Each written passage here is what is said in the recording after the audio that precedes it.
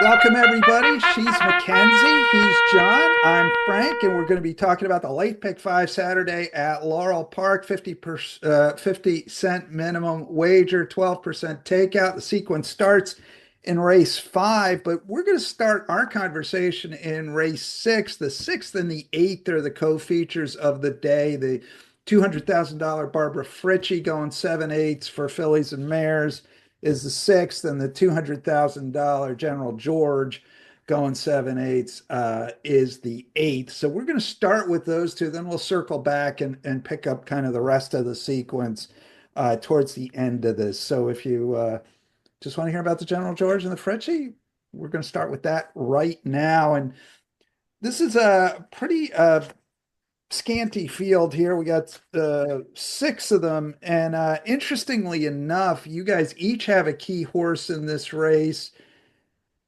but it's not the same key horse. And you're not, John's key horse is a horse Mackenzie isn't using. But Mackenzie, let's start with you. Your key horse here is the six. That's the grade three placed Royal Spy. Absolutely. So for me, I really think that this is one who has run her best figures going that 7/8 and a mile. And that's where I kind of key in. We've seen her going the 5.5 and the 3/4 last time out, closing really well into them, coming from good company. And so I can't really knock her for trying there. More of just a question, is she getting the ground? I really like St. Benedict's prep in here as well. I just thought that she was going to take quite a bit of money, so I use her. But I think Royal Spa is one who, if we have a strong pace and it starts to fall apart, I'm going to be looking for her to grab a piece. And there is a little bit of speed in here, John, including, I'd say, your key horse, Irish Maxima, who I feel like is one of the two horses on the card that has shown the potential of brilliance.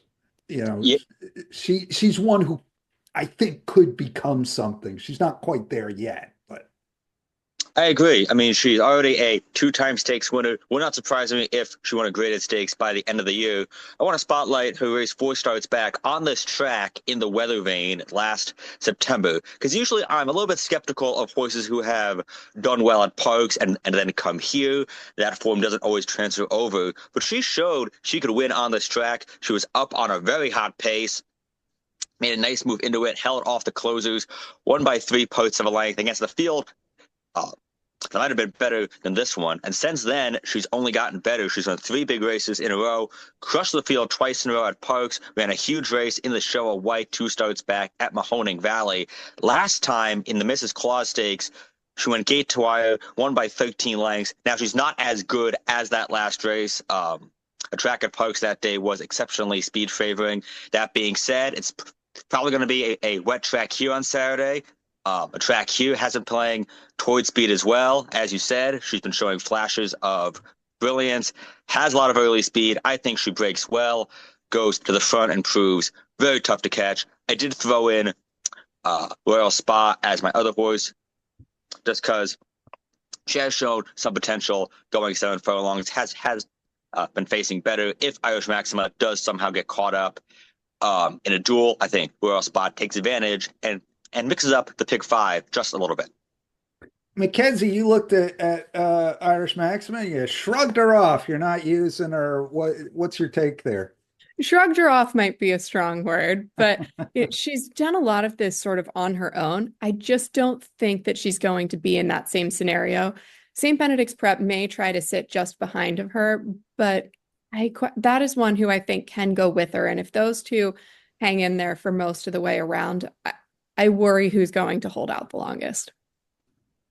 All right. So John's going to go 5 and 6 there. Mackenzie's going to go 3 and 6. That is the Barbara Fritchie Stakes. Let's skip ahead 2 races to the eighth, the General George. You both have a key horse here. This is the other horse that I think has shown kind of that sort of potential brilliance, John. That's Quint's Brew.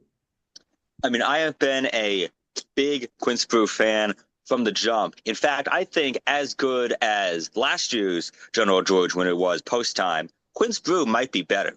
I mean, he ran a gigantic race last That's time a out. statement right there. But if you look into it, it's not, I don't think it's that bold a statement. I mean, he won the Jennings last time out by 6 lengths. It was his first start in almost 7 months, and he ran a gigantic speed figure on every scale. He ran a 106 Brisnet figure, a 99 bio. On that same day, Hit Show, a pretty well-known Brad Cox trainee, he won the Louisiana Stakes at Fairgrounds with a 98, and he was not coming off a 6-month layoff. But this horse has shown an incredible amount of ability in his very brief career. He made his debut on a wet track in late March. We had a hole in the wind that day, won by 3 lengths with a huge Brisnet figure of 99 on that day. He was competitive with a lot of other top 3-year-olds in the country on every speed figure scale. He has a lot of speed. He's drawn towards the inside. Celtic Contender from his outside will supply the speed, but he hasn't raced in a little while. He won the Bender Stakes back on December 21st, missed a planned start in the Fire Plug back on January 18th, so he has not raced since then. I think Quint Brew is fast enough to outrun him early. I think he gets to the front, just keeps on going, and then from there, the sky is the limit. Now, Mackenzie, you're using Quint Brew, but you're going to spread out a little bit here with a couple others. What are you seeing? For me, I really like Quint Brew. I think he's going to take to the surface well. I loved what we saw last time where he rated just outside of that early speed. I thought he was really comfortable and confident. And so that bodes very well. My only tick against him is that I don't think he's going to draw off on his own quite as easily. And he's still a little bit green, and we saw it last time out through the stretch. So that's the part that just worries me a smidge. And so I feel like we need to cover things up a little bit with Celtic Contender and Prince of Jericho. I kind of wonder about Celtic Contender on the surface. He's run once well over it, but another time maybe not so much. I think he's a horse who, sometimes I actually end up preferring him letting someone else be the pace, and he can sort of have a target in front of him. He's versatile in that way. I really have loved the way he's progressed through this last year, and I think he's pretty well tested in that regard. He can run the race that's going to be asked of him, but are we going to see things get a little tied up on the front end? And that's where, I look to another one who's more comfortable tracking, and we're not going to see really on the front end in Prince of Jericho. I think he's a pretty safe bet in here for the day. Yeah, those three, all three enter off a last out stakes win over the strip. So kind of a fun little group of horses to hook up with there. All right, so Mackenzie, you're going to go 2, 3, 5 in the General George. John, you're going to just single the 2, and I put it all on Quint Brew. And if he wins, are you going to be having a Gansett afterwards? That's the plan. I mean, I'm going to have to celebrate in some way, and if he keeps moving forward the way I think he will, his people are going to be able to afford to drink a lot better than just Gansett beer. Hey neighbor, have a Gansett. All right, let's spin back to the first race of the sequence, race 5 at second level allowance. Big field here of 11, I believe, going 6 furlongs, and both of you see this as a spread race, but I want to start with you, Mackenzie, because you're seeing Golden Candy, the 8 horse, as kind of a key horse in this spot. Right. So, we were chatting briefly about this. This is a horse who's second off of a layoff, really, really convincing and steady over this type of a surface. So with a bit of moisture in it, I think you had looked into this. What is it? 7 for 7 in the money on a wet dirt. So for me, this is one who I think has run these types of races very well. It should be right there. I give a little bit of a break because we didn't necessarily see it last time out. It was over at Parks, coming off of a little bit of a layoff. And we've seen this one have a really productive year and was quite busy. Ran from June of 2023 all the way up until August of 2024 without really taking too big of a break. So ran a few really nice races in there, was pretty consistent. Comes in from a little freshening. Second off of that, I think we're just going to see this one step forward. I liked the ride. I just think we'll get a little bit more on the day. John, you're also spreading here. You're not using Golden Candy. You're using the 2, 4, 6, and 10. Correct. Though I do think Golden Candy is live, and I might end up using him on some backup tickets. The top pick in this race is actually Freeze the Fire, and I kind of wonder if Jose Pagana might have been better off putting Freeze the Fire in the General George, and Union Fleet in this race. I really liked Freeze the Fire's last start in the Fire Plug. Came from much further off the pace than he might have liked. Ended up coming in second behind Prince of Jericho at a very nice number, 22-1. He's shown the ability to be on the pace, off the pace. A lot of his figures have been better than most of his rivals. I'm not crazy about the outside post. I'd rather he be drawn, obviously, a bit further towards the inside. You don't want to be in post 10.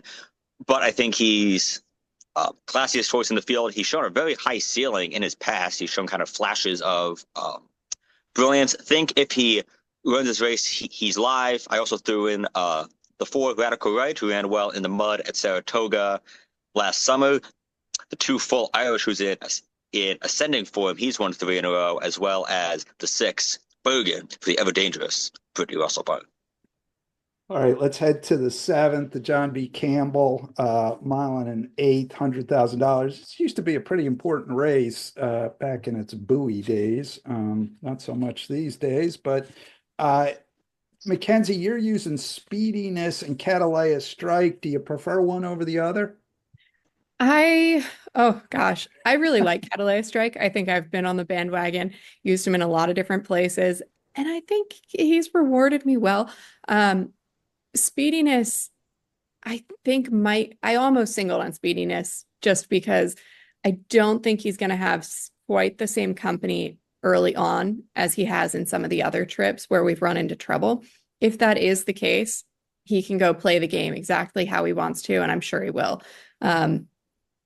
If there's a clever mix up here and someone wants to go ahead and press, which is why I wasn't bold enough to single, I think Catalea Strike works out a really, really nice trip. 2 back, I thought this one was super patient, just kind of maybe waited for that rail to open up and couldn't quite close the gap when it finally all came through. So I thought a really nice effort last time out. Great spot, just couldn't get there in time. So coming back and going just a touch further, this is one who I really lean into. John, you're going to go 4 deep in here, 3, 5, 6, 7. Who's the top choice? Top choice is probably the 7 Awfully Cool in what is probably my favorite stakes of the day from a betting perspective. A lot of nice horses in here. Awfully Cool has won twice in a row in the mud. We ran a big race on this track back in December of 2023. Won the Chris Kringle at Parks last time out. First start off a 10-month layoff from off the pace on a track that, as I had noted, was speed favoring. 6 Wild Vine also closed off very slow fractions to beat a nice field last time out. As long as he gets close to the pace, he'll have something to say late. Right, on to the 9th. We'll finish it up here. This is a 25, never win 3, going a mile, 1-turn mile here. Mackenzie, you've got one of your key horses here is the 2 Wine Collector.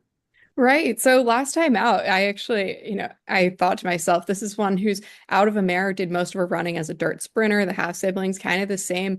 I think this one might benefit from having a bit of pace. And I was hoping that we might see that from him himself last time out, which sure enough, he broke and just kind of went and had his way. So I thought he was really good through the stretch. Sometimes I knock a horse for that, but he held on really well. And I felt like he did really try to rebid, just not quite enough there. So I give him quite a bit of credit. We hadn't seen him sprinting or, going anything near that since back in July.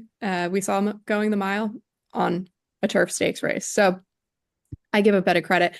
I think he might be able to have a nice trip in here again. So I think being on the inside, there's one horse who I maybe worry will press go early on. But I just think he's quicker out of the gate and can set things up for himself.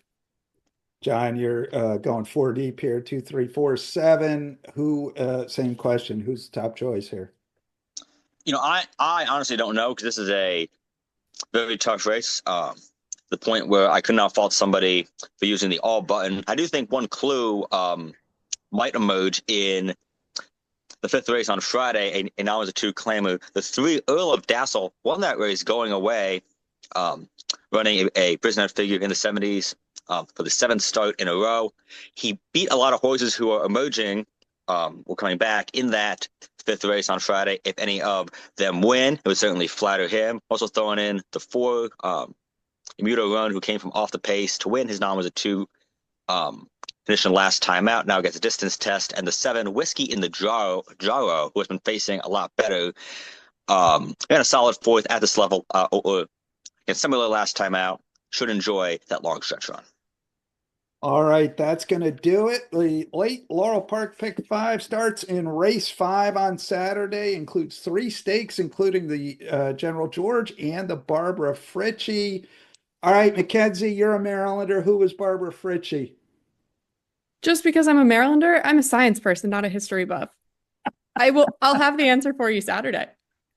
She lived in Frederick, and in the Civil War, Whittier wrote a poem about her. Because allegedly when the Confederates came through Frederick and they were shooting up American flags, she defended her flag and refused to allow them to shoot the flag. So there you go. Barbara Fritchie, an American hero. Well, that explains the importance of the race. There you go. All right. Good luck, everybody. And we'll catch you next time.